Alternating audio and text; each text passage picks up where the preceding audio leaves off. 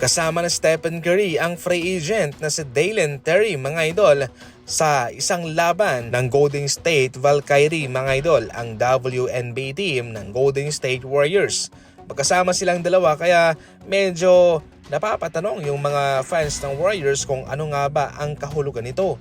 Free agent itong si Terry. Siya ay na-draft way back 2022 ng Chicago Bulls bilang 18th overall pick. Hindi naman siya nagkaroon talaga ng promising na papel sa rotation ng Chicago Bulls. Mababa lang po yung kanyang minuto mga idol. At sa nagdang season, siya ay nag-average ng 3.7 points, 1.7 rebounds, and 1.4 assists per game. Hindi man natin nakikita ang kalakasan ng kanyang stats pero nagagamit naman siya ng Chicago Bulls sa pagdepensa at sa pag-contest ng mga tira sa kalaban mga idol dahil sa kataasan ng kanyang wingspan na nasa 7'1".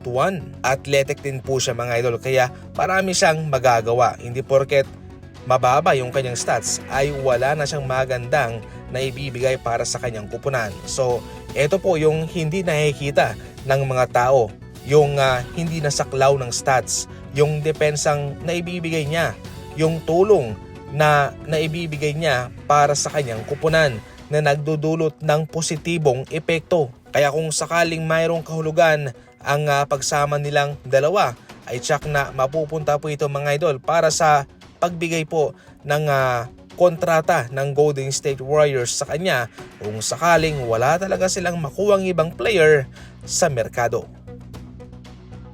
Nagkamali ang Denver Nuggets sa kanilang ginawa kay Peyton Watson mga idol.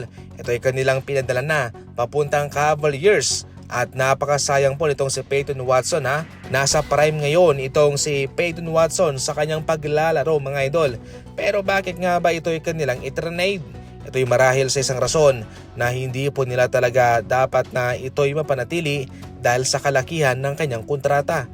88 million, hindi po nila ito kaya dahil kung sakaling ito ay kanilang binigyan ng ganyang kalaking kontrata ay papasok po sila sa second apron at mahihirapan na silang gumalaw sa susunod na mga taon. Kaya ang pinaka-the best talaga na solusyon ay i-trade na lamang ito para hindi na sila makapasok sa second apron at mahirapan. Ito nga po yung isa sa mga masaklap na epekto ng mga apron na ito dahil ang goal ng NBA ay panatilihing nasa magandang balanse ang kompetisyon sa NBA.